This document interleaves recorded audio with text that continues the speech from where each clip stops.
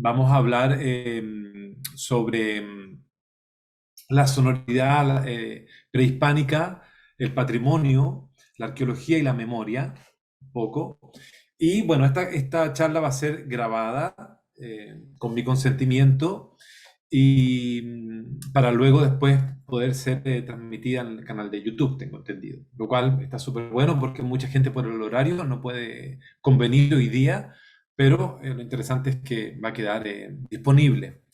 Así es que, así es que bien. Luego de esta presentación que yo voy a hacer a través de un PowerPoint que voy a mostrar, vamos a abrir la instancia a una conversación entre todas y todos los que aquí estamos para que podamos debatir en base a los temas. Si bien yo soy músico y soy investigador etnomusicológico, quiero hacer mi ponencia desde un ciudadano común que tiene mucho amor a la cultura y cariño por el arte. Y me gustaría mostrar mi trabajo desde esa perspectiva más que de una perspectiva más académica, ¿no? Porque justamente queremos, en este intento de entender qué es lo que es el patrimonio, queremos entenderlo no desde las instituciones, queremos entenderlo desde los participantes, desde la gente, desde los comunes que nos enfrentamos a veces día a día con el patrimonio. Así que bueno, voy a compartir pantalla. Si no llegara a verse la pantalla, pues supongo que me avisarán. ¿Okay? Eh,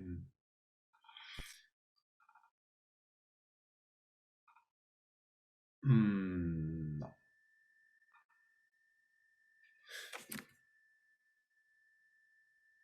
Se está viendo, ¿cierto? La pantalla. Creo que sí.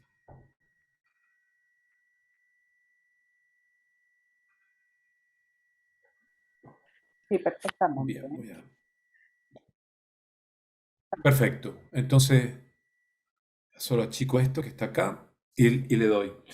Bien, pienso que la palabra patrimonio en verdad no alcanza para definir el amplio concepto al que nos podemos referir. Partiendo porque patrimonios los hay muchos: el natural, el cultural, el arquitectónico, el tangible, el intangible, y así un fin de patrimonios que no caben en este concepto que por un lado está muy masculinizado e impuesto para, en definitiva, referirse a las herencias de la humanidad. Pues acontece que lo que es sagrado para unos es pagano para otros, y así, mientras el mundo se llena de mundo, es difícil encontrar puntos en común. El discernimiento tiene aún más trabajo que hacer, y nosotros debemos adaptarnos a las nuevas y diversas formas que surgen. Pero si habláramos de herencias humanas, tal vez sería más fácil discernir sobre esta memoria, este patrimonio que denominamos hoy, ¿cierto? Pero ¿quién decide qué es patrimonio? ¿El Estado, la UNESCO, los gobiernos, el pueblo? Por ejemplo, en Chile, en el año 79, la cueca fue decretada baile nacional por el dictador Augusto Pinochet. Y en esta decisión, casi nadie estuvo en desacuerdo, independiente de que en esa época no se podía estar en desacuerdo. Pero cuando una manifestación tiene más fuerzas que la ideología, puede suceder esto. Cuando el folclore, en su amplio sentido de la palabra, pasa a convertirse en algo popular. Y esto es un fenómeno que no acontece al revés. La música es un tema que todos nos vinculamos de alguna manera, pero ¿de qué hablamos cuando nos referimos a música? En el colectivo general de la sociedad, cuando nos referimos a música y decimos hablemos de música, lo más probable es que en el pensamiento colectivo vamos a hablar un poco más, nos vamos a referir a un concepto vinculante, más relacionado a esta imagen que a esta otra. Siendo que aquí podemos tener instrumentos reconocibles en la foto de la izquierda, faltarían instrumentos clásicos como el piano, el violín, el violonchelo, ¿cierto? El saxofón, por ejemplo, que están en el colectivo de la humanidad. Pero seguramente el que está a la derecha no está en el colectivo de la humanidad, está en una memoria muy lejana, pero que formó parte de esta humanidad y que dio paso a una cantidad de instrumentos que hoy día sí conocemos, ¿cierto? Cuando hablamos de música, seguramente también tenemos referentes colectivos como Bach o los Beatles, ¿cierto? Mucho más que este otro referente, que es una iconografía mochica en torno a los ritos musicales. La música en sí mismo es un patrimonio, pero ¿cuál es el factor que la convierte en patrimonio? Pues cuando ésta expresa un sentir colectivo identificable, pero ¿por qué identificable? Porque la música siempre expresa un sentir, pero no necesariamente este sentir tiene que ser identificable, pero cuando lo es porque expresa la colectividad en torno a la cultura o la acción concreta de un grupo humano. Chile, por ejemplo, es un país de poetas y músicos. Por ejemplo, tenemos varios patrimonios a nivel sonoro, musical y poético.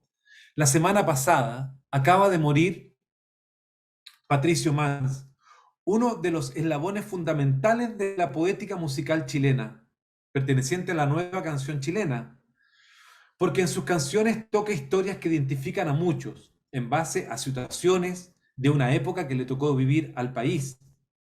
Lo mismo aconteció como fenómeno con Violeta Parra o Víctor Jara, que sin quererlo son patrimonios del mundo. Es el mundo quien los adopta y los adapta a otras realidades. Esto solo por nombrar algunos compositores, creadores que vinculan música y poesía. Lo que tienen en común estos tres artistas, estos tres patrimonios, es que son contemporáneos. Pero ¿qué pasa cuando hablamos de la música ancestral, los ritmos, cantos e instrumentos que se ejecutaban en la América precolombina anterior a la llegada de los conquistadores? ¿Podemos realmente denominar como música también a esas sonoridades? Lo digo considerando que la palabra música no existe en las lenguas vernáculas de la América precolombina. Las denominaciones sobre la música indígena por parte de los conquistadores son peyorativas, que la música era demoníaca, que era horrible, entre otros adjetivos. Pero los extranjeros, los conquistadores, nunca entendieron que tanto la música como los instrumentos y los movimientos asociados a estas eran un puente comunicativo, eh, comunicados con otros elementos, como los elementos astronómicos, los fenómenos climáticos, y dioses, espíritus y dioses. La música se transmite netamente a través del sonido y no existió escritura para las culturas americanas, por lo que es muy difícil saber la estructura con la cual se desarrollaba. Por eso, para la etnomusicología, la arqueomusicología, armar este puzzle sonoro es muy complejo. No es lo mismo que investigar la música barroca, donde podemos encontrar las partituras antiguas y si bien las escrituras han variado, se pueden leer. En la música precolombina no pasa esto. Los instrumentos en el mundo prehispánico eran instrumentos de hueso, de piedra, de alas de insectos. Y tenían sonoridades muy particulares, como las que estamos escuchando acá.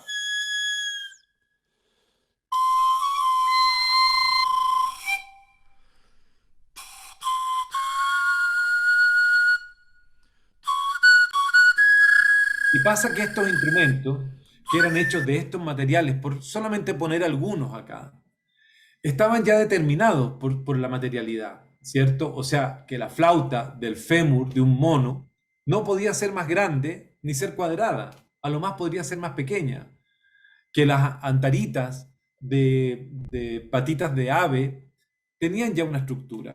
Por lo tanto, el material ya determinaba el peso, el tamaño y la arquitectura con la que se hacía un instrumento, ¿cierto? Esto hasta el descubrimiento de la cerámica. Aquí también tenemos más instrumentos de piedra, de hueso, ¿cierto? Bien, si no fuese por la cerámica, que ha sido lo que más ha perdurado hasta hoy, sabríamos bastante menos sobre este tema.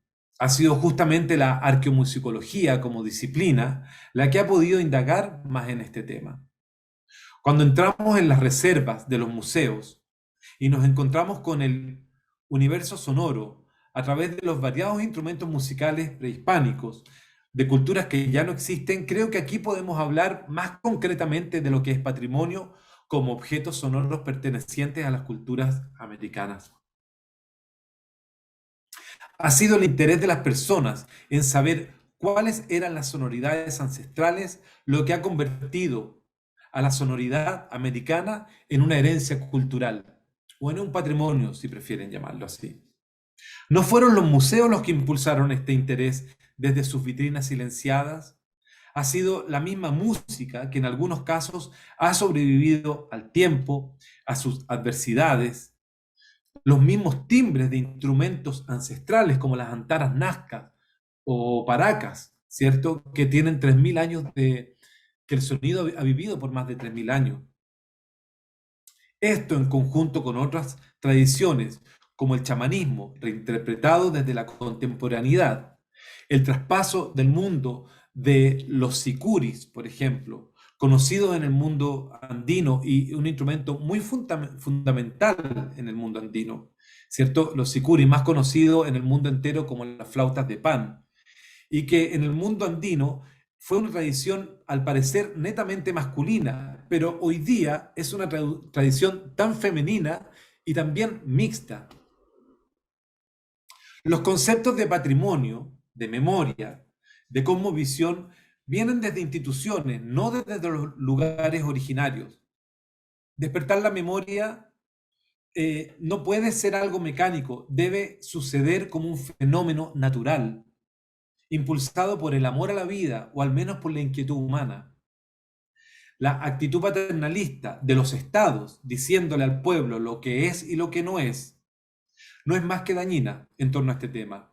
No se trata de que nos digan que ahora esto o aquello es memoria o esto o aquello es patrimonio y desde ahí construir un vínculo. Esto no sucede, esto siempre se cae, esto es falso. Es como ir a la fiesta de disfraces, pero después volver y ponerse el traje cotidiano. Bien, en mi experiencia personal, fue la música la que me llevó a la etnomusicología y a enfocarme en el mundo ancestral, sonoro. Mi foco se expande en investigaciones y registros, básicamente en tres áreas: la sonoridad ancestral, instrumentación, usos y funciones en base a los instrumentos, esa es una área. El otro es el registro e investigación de géneros o actividades musicales que están en peligro de extinción. Voy a detallar estos tres puntos luego. Y la valorización de tradiciones, no necesariamente musicales, pero a través del trabajo musical colectivo. Bien, en el caso uno de las sonoridades ancestrales, instrumentos, usos y funciones, es súper importante este trabajo del registro de los instrumentos que se encuentran en las reservas de los museos, ¿cierto? Para poder vincular estos instrumentos con otros instrumentos de otras regiones y ver cuál fue el radio que estos instrumentos pudieron, digamos, cubrir en territorio, en cultura cuál era la materialidad, cuál era la arquitectura de tu instrumento, la acústica y sobre todo la cosmogonía del instrumento. ¿Cuál era la importancia para cierta cultura de tu instrumento? ¿Para qué se utilizaba? ¿Con qué fines? ¿Y en qué situaciones? Por ejemplo, acá es una investigación que está en desarrollo sobre una flauta que se encontró en el cuerpo de una momia de sexo femenino en el norte grande de Chile, en Atacama. Y como se puede ver en la foto superior, esta flauta tiene un quirquincho tallado de madera en la parte superior, un quirquincho, un armadillo también le llaman, es este animal con el que en Bolivia se hacían los charangos, ¿cierto? Hoy día está prohibido, lógicamente, usar este animal para instrumentos, ahora se hacen de madera, pero la importancia que estuvo este animal en las culturas del norte y para que estén instrumentos musicales. Esta es una investigación que espero el 2023 pueda ver la luz, está en pleno desarrollo en este momento. Por ejemplo, las flautas antropomorfas femeninas de la costa ecuatoriana, de flautas en las culturas jamacuaque y bahía, y silbatos en la cultura tolita, por ejemplo, son súper interesantes. ¿Por qué? Porque las hay por montones. Quizás no fue un instrumento muy interesante para el mundo de la música o quizás para el mundo de la arqueología. Han sido muy pocos los investigadores que han desarrollado investigaciones sobre este instrumento, seguramente porque el sonido no es bonito. Y esta definición de bonito feo también es una gran limitación, porque en las culturas prehispánicas no desarrollaron su sonoridad en base a bonito o feo. Cada sonoridad tenía un lugar, un espacio y un propósito, y hay que entender dónde se colocan estas sonoridades para poder investigar. Esta es una flauta sumamente compleja, la mayoría encontrada en tumbas. Otros estudios relacionan este instrumento con un instrumento mortuorio, pero no todos estos instrumentos están relacionados con el uso mortuorio. Según mi investigación y la que hemos hecho con Esteban Valdivia, con quien tenemos la Escuela de Sonidos Ancestrales, este instrumento está relacionado a la fertilidad. Eh, los agujeros de la flauta están a la altura de las trompas de falopio y tienen todas formas femeninas y es muy probable que hayan incluso sido o ejecutadas o construidas por constructoras, por mujeres. Los museos siempre van a mostrar estos instrumentos completos, siempre, y se estudian desde su integridad, pero los museos jamás van a mostrar piezas como esta, que es esta misma flauta, pero rota, y que permite ver la estructura interna del instrumento. Esto nos permite estudiar la acústica del instrumento y mejor aún, nos permite replicar. ¿Por qué? Porque muchas veces, para entender la forma o el porqué de las cosas, es bueno trabajar con ellas. Y en este caso, el hecho de poder replicar, que es un trabajo que hace la arqueomusicología, la réplica de instrumentos, nos hace acercarnos mucho más a este patrimonio sonoro. No solo observarlo como un estudiante o como un científico o como un arqueólogo, como un músico, etcétera, desde afuera, sino que el meter las manos a la arcilla y poder moldear y modelar estos instrumentos y uno mismo poder descubrir la sonoridad, nos acerca un montón a cómo los constructores o constructoras antiguos ejercieron estos instrumentos. Entonces, ¿qué nos permite esto? Nos permite poder replicar el instrumento, ver cómo se hacía, ver que la parte de adelante era modelada y que la parte de atrás era moldeada, por ejemplo, ¿cierto? O sea, para una parte usaban molde y para la otra parte no. Y nos permite también estudiar el sistema del silbato, un silbato muy complejo que se convierte en flauta al ser integrado al cuerpo del objeto. Este es el objeto que partió la investigación el año 2004 en el Museo de Pumapungo, ¿cierto? De este instrumento se sabía muy poco. Hoy día en nuestra escuela estamos haciendo cantidad de réplicas de este instrumento.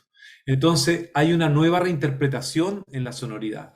Todos estos instrumentos suenan similarmente, ¿no? Tienen diferencias de tonos. Nosotros como etnomusicólogos no sacamos los tonos en notas musicales, las medimos en hertz para poder replicarlo. Bien, este instrumento tiene dos formas de ser tocado. Uno es soplando indirectamente la nuca sin activar las flautas del vientre, ¿cierto? Y sonarían de esta forma.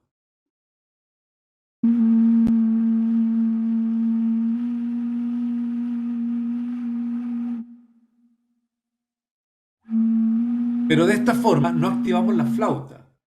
Durante mucho tiempo yo estuve investigando este instrumento, hasta gracias a unas radiografías que le tomé, pude ver que aquí habían unos objetos, y entonces fue cuando soplé de manera distinta el instrumento, y este es el audio original de la pieza que está en la reserva del Museo Pumapunku. Miren cómo cambia, o sea, oigan cómo cambia.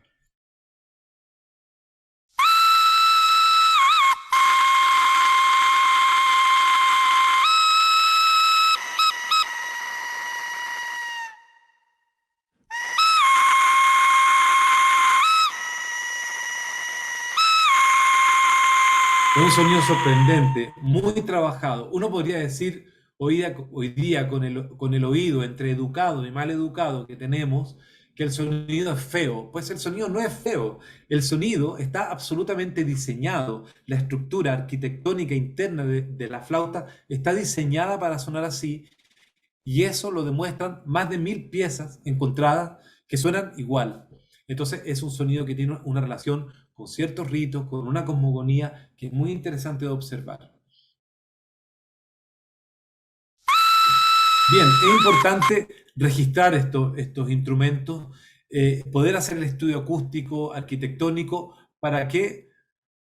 Para poder replicarlos. Por ejemplo, este guerrero músico jamacuaque, perdón, este músico jamacuaque, el guerrero era este otro, ¿cierto? Y ahí está cómo vamos estudiando las partes y poderlas replicar. Nosotros en la escuela, justo a Esteban Valdivia, que es musicólogo argentino, hemos desarrollado metodologías para poder transmitir a distintas personas que no necesariamente son etnomusicólogos ni arqueólogos, muchos de ellos ceramistas, y muchos de ellos simplemente gente interesada por indagar, para que puedan indagar desde la propia experiencia en reconstruir estos instrumentos, ¿cierto? Lo que respetamos en este instrumento es la arquitectura y el silbato, que en este caso va en la nuca. Este silbato tiene 1090 Hz. Entonces, bueno, enseñamos a hacer este silbato, a sacar, a buscar la medida del Hertz para poder colocarlo, pero después la gente aprende a hacer esto, las personas, y van adaptando silbatos que ellos quieran. Es, es de alguna manera un poco como pasa con las tradiciones orales, que se van adaptando a otras realidades. Por ejemplo, acá hay el proceso de armar este personaje y es muy bonito, como aquí se ve todo imponente, y aquí uno lo tiene desnudo y lo va vistiendo, uno va creando el personaje y va poco a poco poniéndole la ropa, poniéndole los artefactos, hasta que finalmente lo va terminando.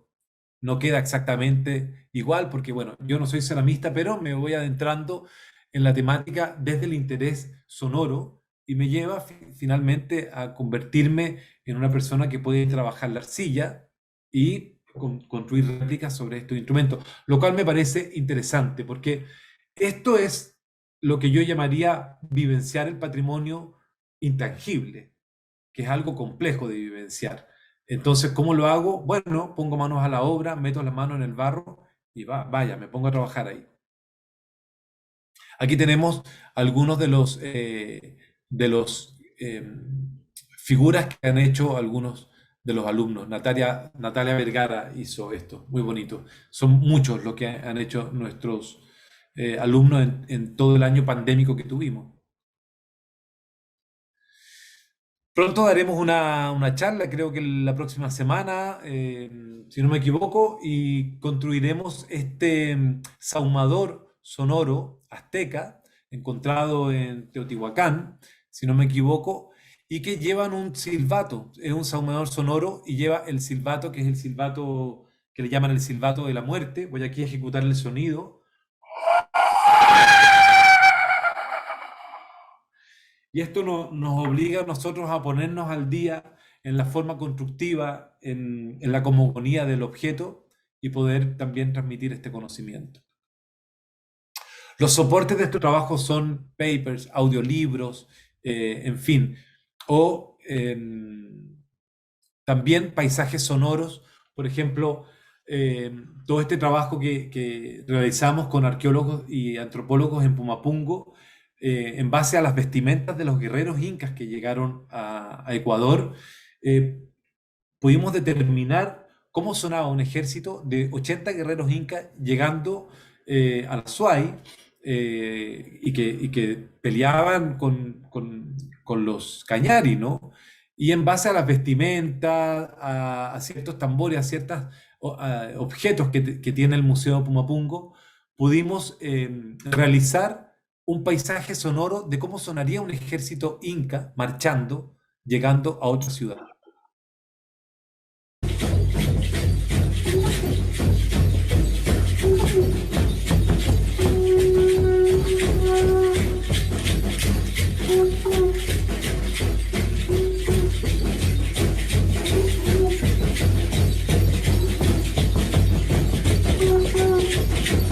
Bueno, yo después puedo compartir estos audios para quien lo quieran, mi contacto va a quedar ahí, pero es súper importante el sonido, porque el sonido también cuenta parte de la historia, ¿cierto? Los relatos, por supuesto, nos pueden complementar y darnos visiones, pero cuando recuperamos el sonido, recuperamos algo que es como algo que está en pausa, que tiene vida. El sonido, al momento de ser ejecutado, adquiere vida. ¿Cierto? Entonces, es muy importante con estos objetos sonoros recuperar la sonoridad, porque si queremos hablar del patrimonio intangible de los instrumentos musicales, tenemos que recuperar el sonido para entender de qué estamos hablando. Otro soporte de esto es la exposición, súper interesante, que es una exposición que muestra los objetos, a ver, aquí está, que muestra las fotos de los objetos con los sonidos originales. Bien, el segundo trabajo, que es el registro de investigaciones de género o actividades musicales que están en extinción, es un trabajo muy apasionante para mí. En este caso, les quiero mostrar brevemente el trabajo que he hecho hace ya más de 10 años en el norte grande de Chile, en Atacama, registrando las tradiciones de cantos y músicas de los cultores y cultoras atacameños. Hay que decir que hay cultores y cultoras, que las cultoras mujeres son de más difícil acceso. Después de más de 10 años, en el presente estoy logrando acceder a algunas cultoras, pero mi primer trabajo fue este, y fue con 4 cultores, una mujer y 3 hombres. Por ejemplo, el que está sentado a la izquierda, don Germán Tejerina, murió después de este trabajo. ¿Y por qué me interesó hacer este trabajo? Porque ellos son el último eslabón original en relación a una tradición musical que hoy día se está extinguiendo y que tiene pocos herederos. O sea, esto ha vivido gracias a la transmisión oral, que para mí la transmisión oral es un fundamento importante de lo que es la memoria. Pero hoy día esa tradición oral ha ido disminuyendo y esa memoria ha ido perdiendo esa calidad de recordarse a sí mismo. Aquí está el trabajo que se hizo, es un disco donde se registró el trabajo de cada uno de ellos en su lugar, en su casa, con sus familiares. Y hace 2 semanas, en un diplomado que estaba haciendo, estaba escribiendo un ensayo donde hablo de este personaje. Alejandro González González y don Germán Tejerina fueron 2 personas con las que me relacioné mucho. Él murió poco después de la investigación y curiosamente por esas cosas de la vida, mientras escribía el ensayo y hablaba de don Alejandro González, me llegó un WhatsApp avisándome que había fallecido. Falleció hace 2 semanas. Era el último cultor entoconado de las cuecas carnavaleras y de las coplas. Por eso creo que es importante este trabajo. No para publicar discos necesariamente, sino para dejar constancia de la labor que ellos hacían musicalmente y la labor que ellos transmitían. Ellos la cultura atacameña, originalmente cultura licanantay, tiene su música tradicional autóctona, pero como toda cultura adoptó instrumentos extranjeros, como podemos ver aquí el acordeón de botón. Ahí está el disco. Y para terminar, el último trabajo que tiene que ver con la valorización de tradiciones que no necesariamente son musicales, pero que las queremos valorar a través de la música, tiene que ver con un trabajo que hice con los cochayuyeros. Bueno, primero contar que la imagen que están viendo ahí es un cochayuyo y que el cochayuyo es una alga que crece mucho en Chile, un poco en Perú y otro poco en Australia. Seguramente en algunos otros países un poco, pero por las condiciones climáticas, en Chile crece con mucha fuerza. Y en el sur, hace ya 500 años, las familias tienen la tradición de, en cierta época del año, meterse en el mar, en las orillas. Este cochayuyo crece en las rocas, es muy peligroso meterse ahí, pero ellos ya manejan este ritmo, lo cortan, la marea lo acarrea hacia la orilla, las mujeres lo sacan, lo levantan, lo secan, después lo enrollan de esta manera, lo suben a carretas con bueyes y lo llevan a las ciudades. Este recorrido dura 7 días. Yo hice el trabajo con ellos, hice todo el trabajo con ellos, de estar con ellos, de ir a recolectar el cochayuyo, de hacer el recorrido, de hablar con ellos. En ese momento el alcalde de la ciudad de Temuco quería echarlos. ¿Por qué? Porque van en carretas con bueyes, porque los bueyes defecan en las calles, porque aparentan ser muy sucios, y porque interrumpen el tráfico y miles de cosas. Y bueno, porque el alcalde no quería esto como elemento patrimonial para nada. Y fue en este momento que intervinimos con un grupo de amigos y hicimos un videoclip en base a los mismos cochayulleros que lo que nos pidieron es ayuda en ser reconocidos. Gracias al trabajo que hicimos, fueron reconocidos patrimonios vivos y hoy día ya pueden transitar. Es bueno decir que los cochayulleros viven en la costa y tienen autos, tienen camionetas. Sin embargo, ellos, año a año, siglo tras siglo, hacen la tradición de llevar el cochayuyo a las ciudades en carretas tiradas por bueyes y se quedan en las ciudades y duermen en ciertos prados de las ciudades con los bueyes y se van hasta vender todo el cochayuyo. Para terminar esta muestra, voy a mostrar el video que hicimos, y quiero decir que este video salió 0 pesos. ¿Por qué? Porque los 27 artistas que colaboramos en este trabajo trabajaron a honores y por amor al patrimonio, por amor a la tradición.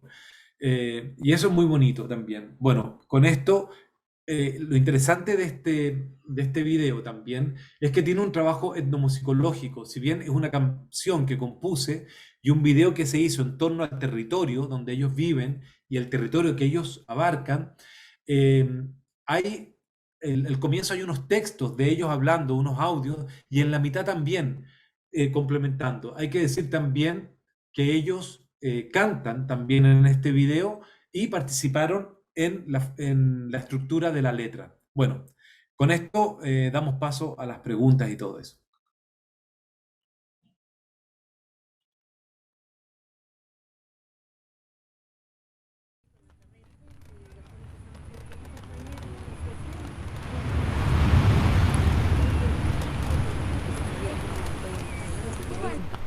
Sauce, Puripuyi, se vaya para arriba tirado así, y ahora está quedando poco de estos que salen a esta ruta ya.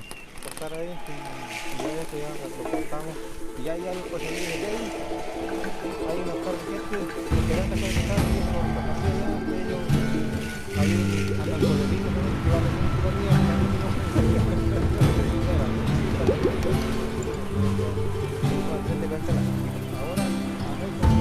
De a poco los vientos vuelven a estallar, las aves se agitan, todo vuelve al mar.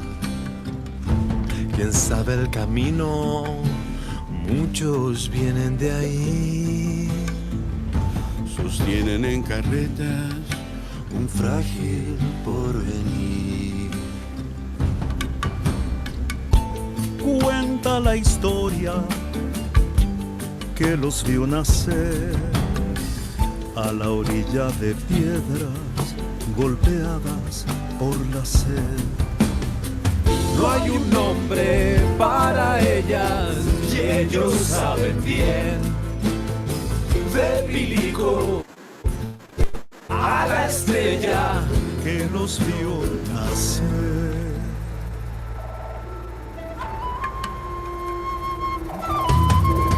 Manos recolectoras, mujeres de ayer, jugando a ser grandes, niños trabajan también. Coyoy, coyoy, Cochayuyo ancestral, coyoy, coyoy, medicina del mar. Coyoy, coyoy, cochayuyo ancestral. Coyoy, coyoy, medicina del mar. Yo tenía 7 años y era carretero y andaba con mi madre. Tengo 88 años. Nosotros seguimos el rubro del cochayuyo desde los tiempos que nosotros pudimos ya trabajar el cochayuyo. ¿Por qué? El cochayuyo ha sido la fuente alimenticia de la zona nuestra, porque antes había hambruna, había escasez, había eclipse en el tiempo de Videla. Jardineras del mar desenredan las olas y a fuego y mate trenzan lo que puedan. Ellas saben calmar a las flores. más furiosas. ¿Cuál es su destino a la mano del azar de un coloso futuro enemigo del mar? No bastan las medallas para respetar. A la ignorancia le sobran atuendos para el altar.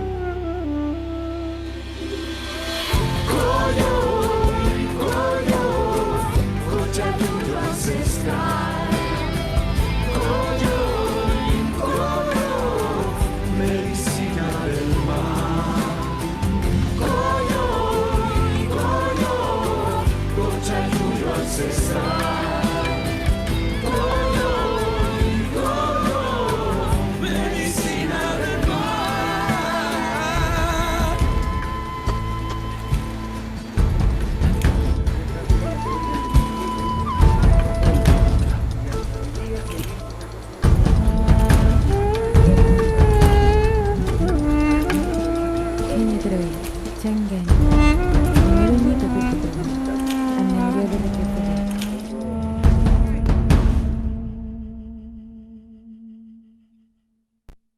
Bien, eso. Bueno, está de más decir que el cochayuyo, aparte de ser un alimento fundamental, es una medicina súper buena para la tiroides y a las guaguitas se les da para las encías cuando le empiezan a salir los dientes. Así que eso. Y abrimos entonces micrófonos para si tienen preguntas o conversamos, qué sé yo. Muchas gracias, Rodrigo, por esta maravillosa presentación que acabas de hacer. Particularmente, además, a título personal, agradecerte por todo el trabajo que has hecho en el Ecuador, específicamente en mi región, en el Azuay, en Cuenca. Por cierto, Rodrigo ofrece masterclasses y he dejado su contacto en el chat para que puedan comunicarse directamente con él, solicitándole mayor información. A nombre del GAP, reiterarte el agradecimiento, Rodrigo, por esta maravillosa conversa. Vamos a dar paso a las preguntas. Si es que alguien en la audiencia tiene alguna pregunta, por favor. Sí, anímense nomás a hacer preguntas. Yo sé que hablé hartas cosas, pero bueno, lo que Siempre quieran. siempre las primeras preguntas son las más Si queréis, empiezo yo porque, bueno, esta conversa había sido organizada tanto por GAP como por Art Soundscape y realmente esto se ve muy bien, ¿no? Se ve muy bien cómo hay esta conexión entre estas dos cuestiones, por una parte la música, los sonidos y por otra parte el patrimonio. Pero yo quería preguntarte, en cuestión del patrimonio, has empezado en tu conversación hablando de que a la música o al patrimonio inmaterial no se le puede enlatar, ¿vale?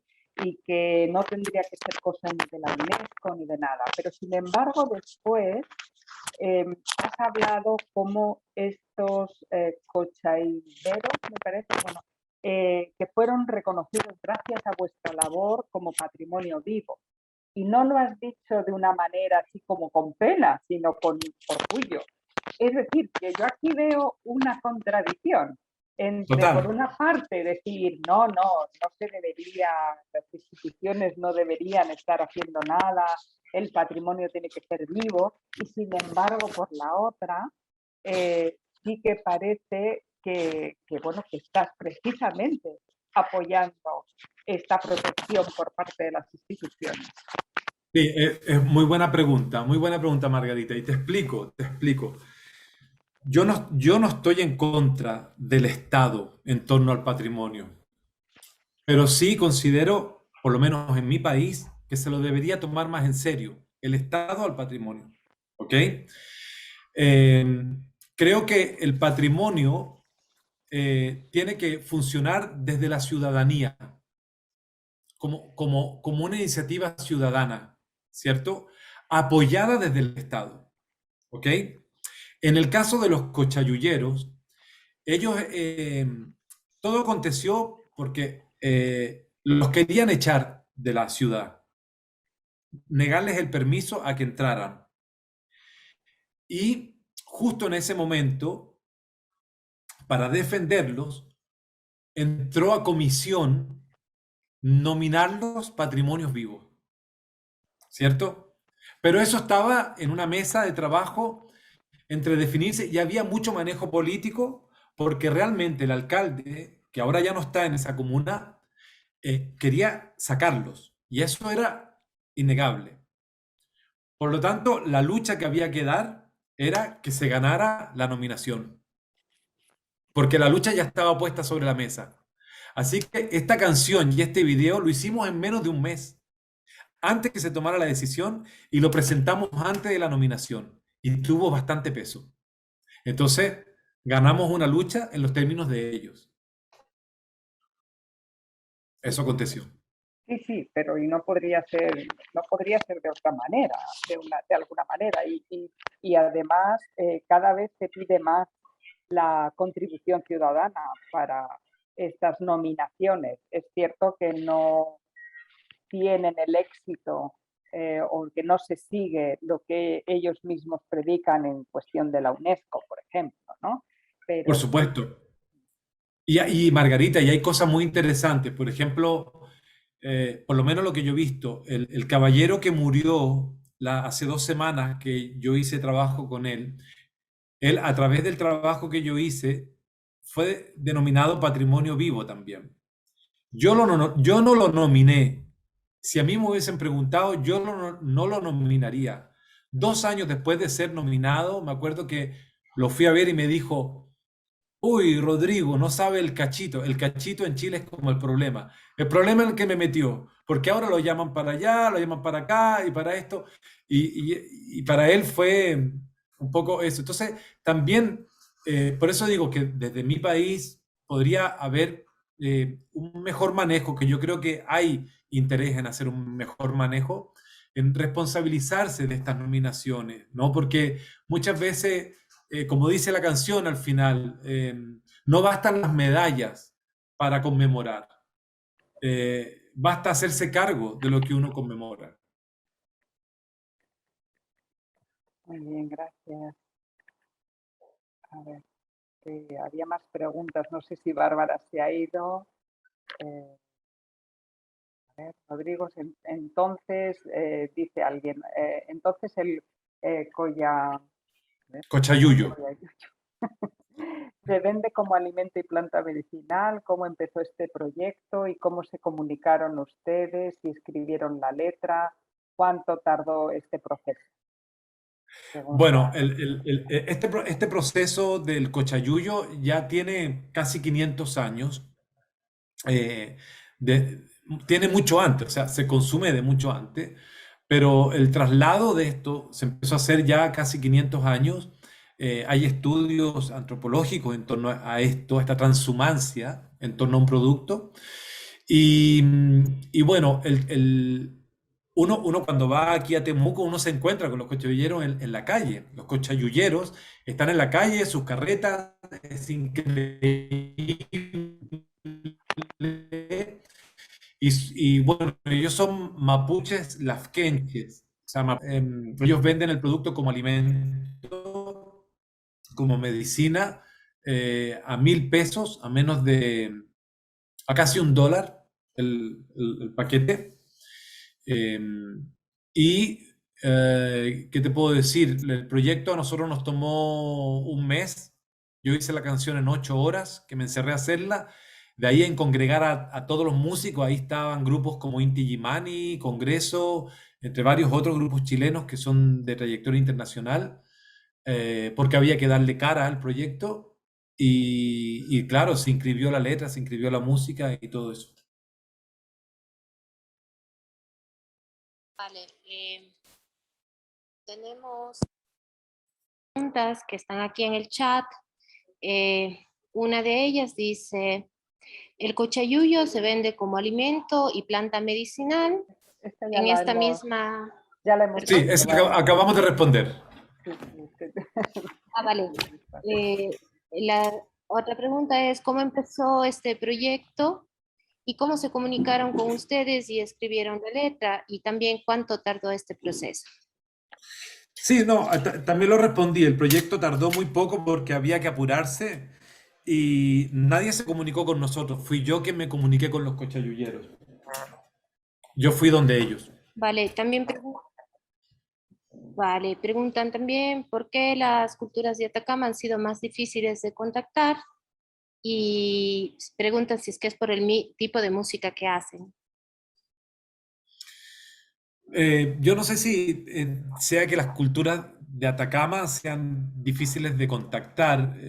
Pasa que Chile es un país flaco y largo, y llegar hasta allá cuesta, por un lado, y lo otro, pasa con cualquier cultura. Uno como afuerino, acceder a las culturas es muy difícil porque primero hay que conocer, hay que ganar una confianza.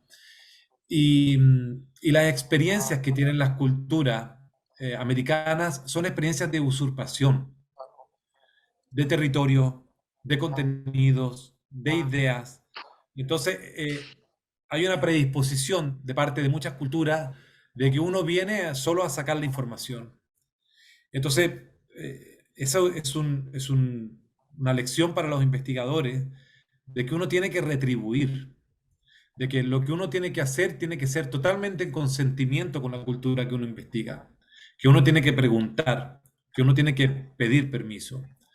Y eso toma tiempo. Por ejemplo, el trabajo con los cultores, a mí me tomó 3 años poder hacer el trabajo, porque primero conocer, congregarlos, luego postular un proyecto para adquirir los fondos. Cuando perdimos el primer proyecto, ellos me trataron de mentiroso, así, que todo es mentira, que siempre es así, y me cerraron las puertas.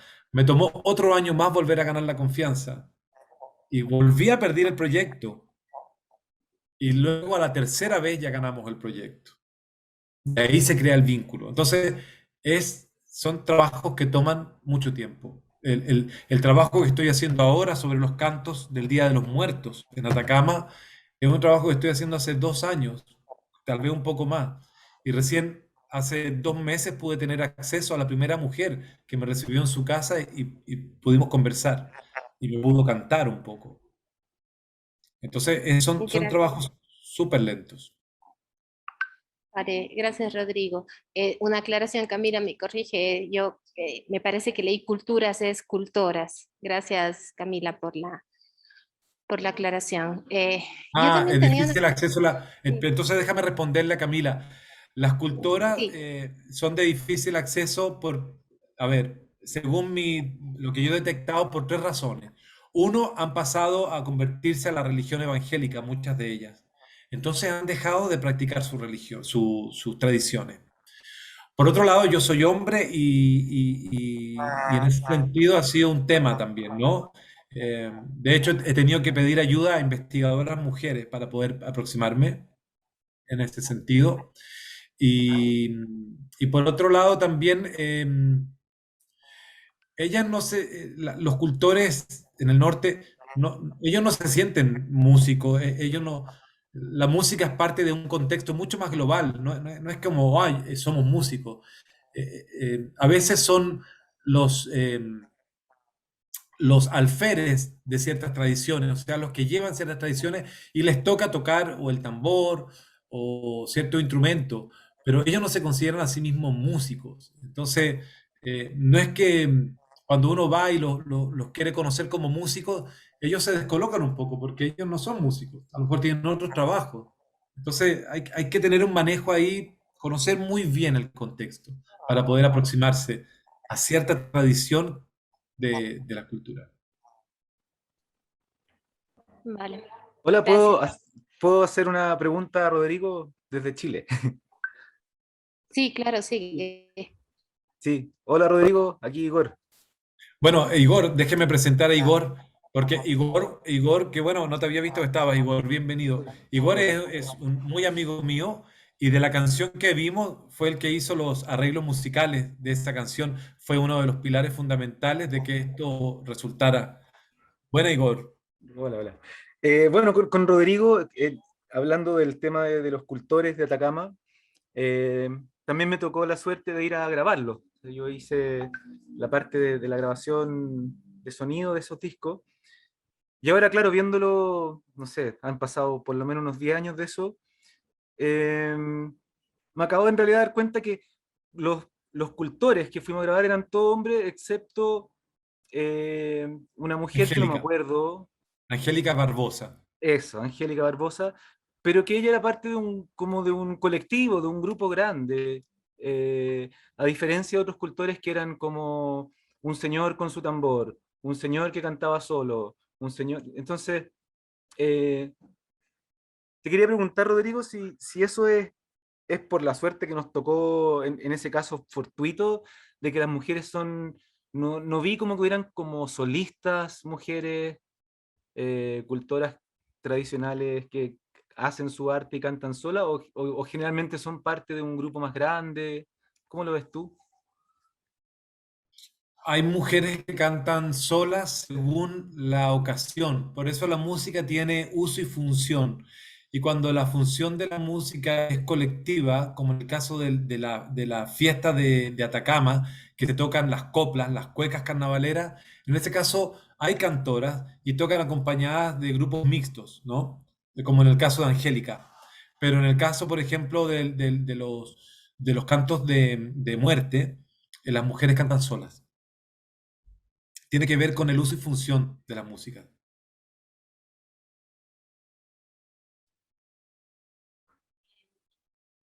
Si puedo preguntar yo, me gustaría saber más. No, Bárbara, ¿puedo preguntar? Digo. Sí. Bueno, no, que quería saber un poco más sobre la exposición que has mostrado de los objetos. No sé si la exposición se llamaba Etnia. No sé, o sea, ¿cuál fue la recepción, las ideas? Bueno. Marga, Bueno. si me permites, perdón, si me permites un segundo, lo que pasa es que las preguntas del chat iban por el tema de género, quisiera ya cerrarlo y para continuar con este siguiente, si les parece. Bien, bien. No, Leslie iba más o menos por el tema de esta pregunta, porque el acceso a las mujeres es más difícil, y también hacen otra pregunta en este mismo sentido que dice, quizás valga la pena que se involucre a mujeres que puedan hablar con las mujeres con más facilidad, supongo que se refiere a las mujeres investigadoras, o pregunta si es que quizás es porque se trata de un conocimiento restringido. Entonces quisiera que respondas estas dos preguntas, si puedes. Sí, bueno, sí, estoy trabajando con una colega eh, que vive en este territorio. No es investigadora, o sea, en el fondo no es investigadora desde la academia, pero sí es una investigadora de la cerámica ancestral. eh, y la verdad es que lo estamos haciendo así. Eh, y sí, son elementos restringidos, pero restringidos no como algo secreto, sino que eh, son muy locales. Eso es lo que pasa. No acostumbran a tener afuerinos en sus tradiciones. En este caso que estamos investigando la música del Día de los Muertos. Entonces, no acostumbran a tener gente afuerina, pero en el fondo cuando uno se sienta a hablar con ellas, con ellos, son súper abiertos, la verdad, en el tema. Y con respecto a la pregunta de Margarita, paso a la pregunta de Margarita, Bárbara. Sí, sí, por favor. Gracias, Bien, gracias, Rodrigo. sí, Etnias es una exposición audiofotográfica que se llama Etnias Sonidos de la Memoria. Y claro, surgió porque cuando yo hice la investigación en el Museo Pumapungo en Ecuador, después de esa investigación que se publicó un pequeño libro con audio, eh, eh, cuando se agotó el libro, yo dije, bueno, voy a hacer otro libro. Y después, pero ahí pensando dije que el libro, ya hay tantos libros en el mundo y tanta poca gente que lee, ¿no? Que dije, y si hago una exposición que itinere por el mundo y que sea imagen y sonido, como mucho más directo. Eh, y ahí nació Etnias, como tenía la foto, yo tengo un registro de más de 500 instrumentos registrados en diversos museos con los audios. Entonces empecé a hacer esto y la verdad es que fue súper bueno porque viajó por hartos países, ahora está estacionada un tiempo, pero viajó por hartos países y la recepción fue súper buena. O sea, la recepción de la gente de mirar un objeto en una foto de 60 por 40, pero ponerse un audífono y escuchar un sonido que tiene 2000 años, 3000 años, wow, era algo sorprendente y daba para muchas cosas. Así que fue una experiencia que me gustaría volver a poner en marcha cuando se pueda, ¿no? Gracias, Rodrigo. Yo tenía una pregunta. Tú hablas de que ustedes han asumido una difusión, una valoración del patrimonio a título personal, por amor al arte, digamos. Y en ese sentido, muchos de los profesionales latinoamericanos nos vemos en la obligación de hacer este tipo de cosas ante muchas carencias que existen. Pero mi pregunta es, ¿no crees que al final resulta peligroso para nosotros mismos? Porque de alguna manera estamos haciendo las cosas a título personal, pero son cosas por las que tanto las instituciones como el mismo Estado deberían estar haciendo. Es decir, no deberíamos ser nosotros quienes a título personal lo hacemos. Entonces, por ahí va la cosa. ¿No crees que estas prácticas finalmente terminan siendo peligrosas para el mismo ámbito? Yo creo que más peligroso es no hacer nada,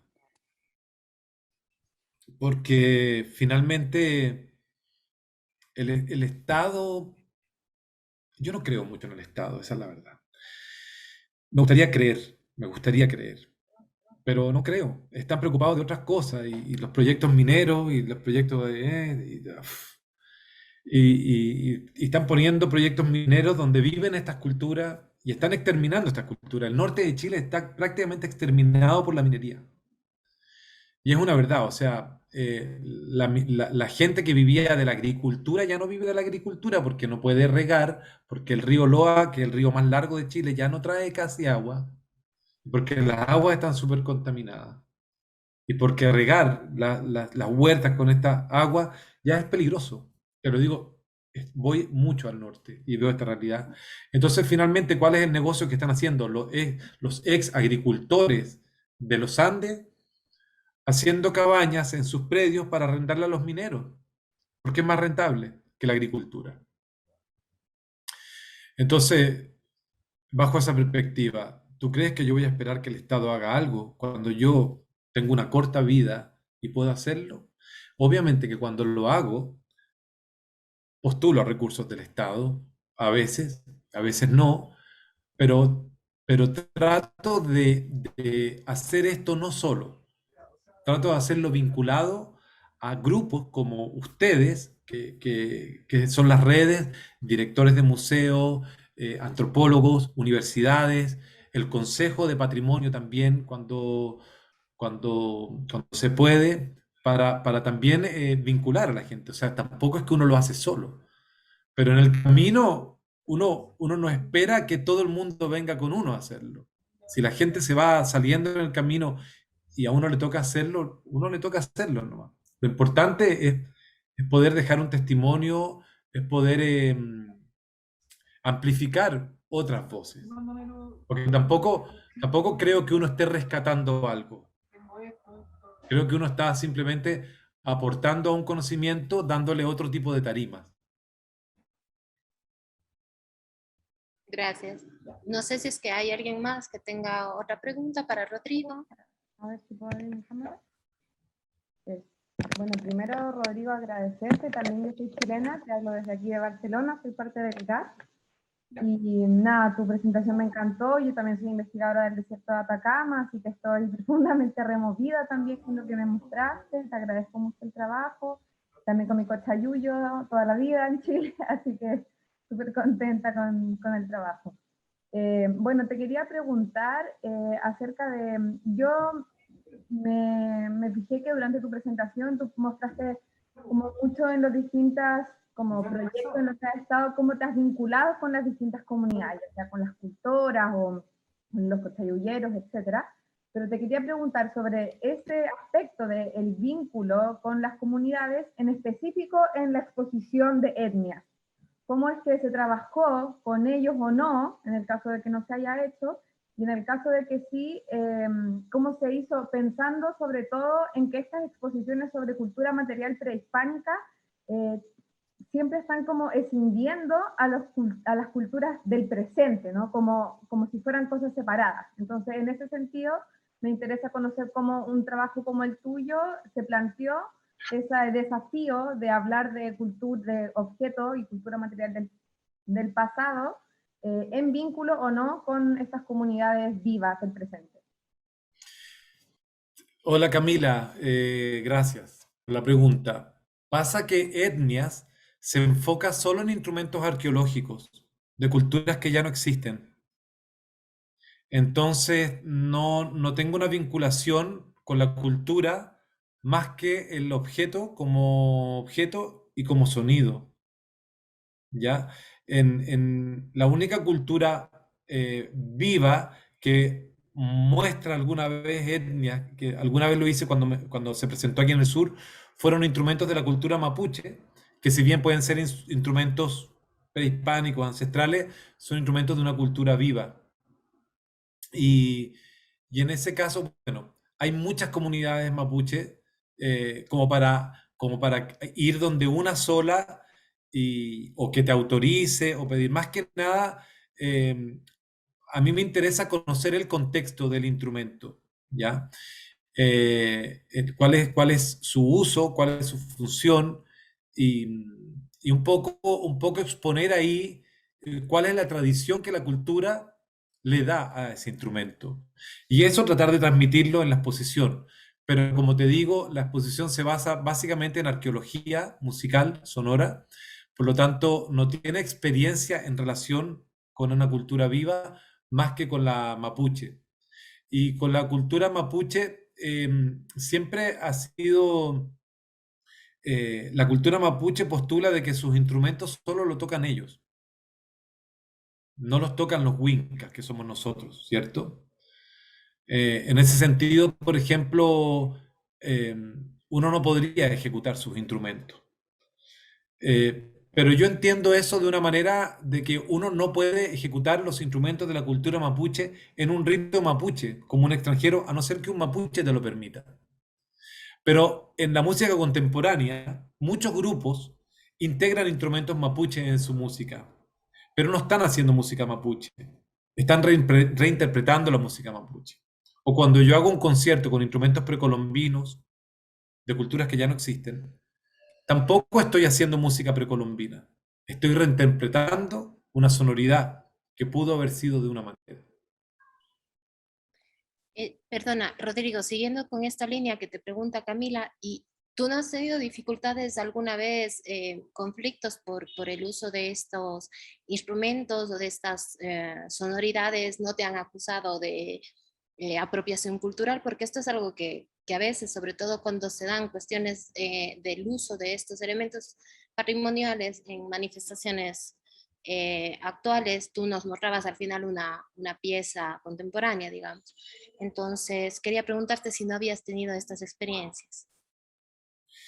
Nunca me han acusado de apropiación cultural y quizás porque yo nunca me he apropiado tampoco de las culturas.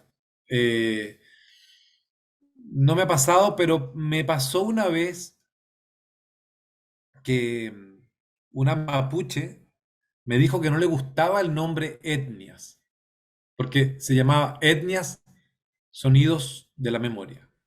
Ni el sonido, ni el nombre precolombino, ni etnias. Y yo le pregunté por qué, porque somos mucho más que una etnia, me decía. Bien, lo que pasa es que hay tanto punto de vista, obviamente que hay que tomarlos todos en cuenta, ¿cierto? Pero, no sé, por ejemplo, no he tenido experiencias, no he tenido experiencias de que me hayan atacado o cosas así, no, nunca, nunca. Creo que también hay un trabajo, un trasfondo de mucho respeto.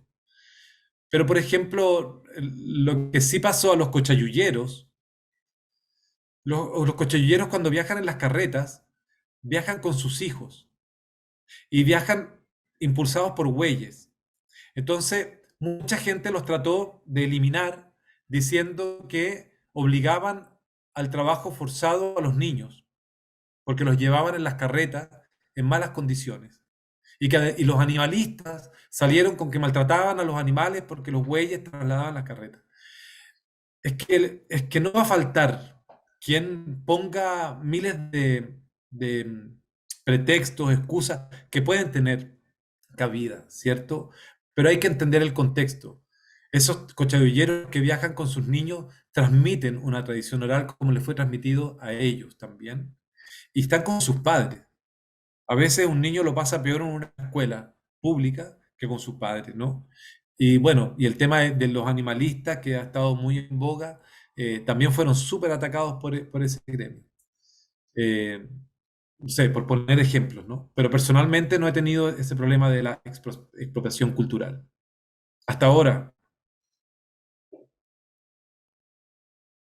Bueno, no sé si es que alguien más tiene alguna cuestión que preguntarle a Rodrigo o si es que procedemos ya con el cierre de la conversa.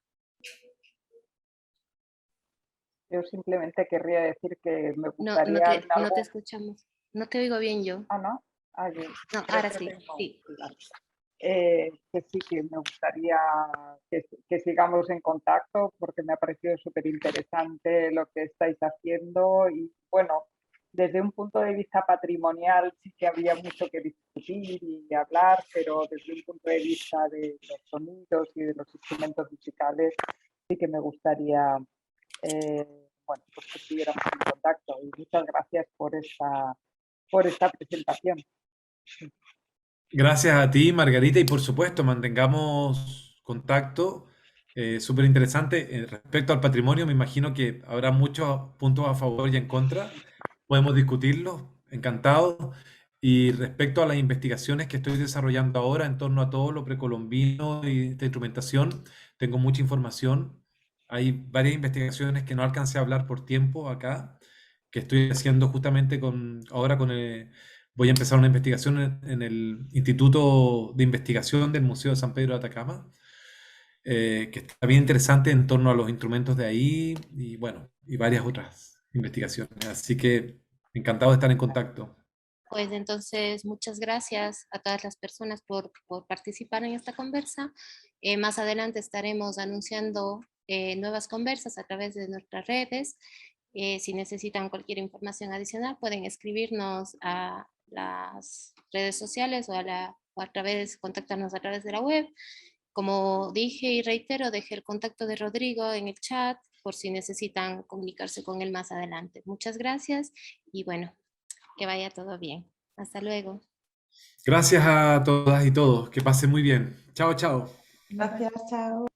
Chao.